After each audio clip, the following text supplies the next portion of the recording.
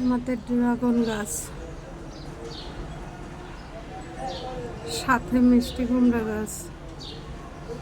মিষ্টি কুমড়া অবশ্য খেতে পারিনি, কিন্তু ফুল এবং শাক খাইছি। সবাই ছাদ বাগান করে, আমরা বারান্দা বাগান করছি।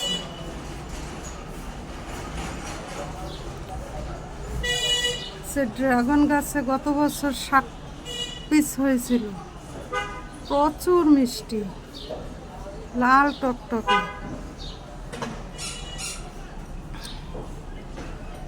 এবছর তো আগের চেয়েও আরো বেশি করতেছে।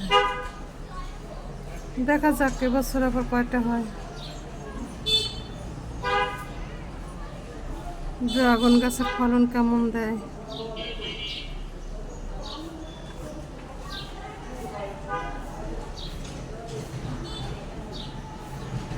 বন্ধুরা, সবাই আমাদের ড্রাগন গাছ দেখে রাখুন, যে বারান্দায় লাগালেও ড্রাগন গাছ দিয়ে ফল পাওয়া যায় যদি যত্ন করা যায়।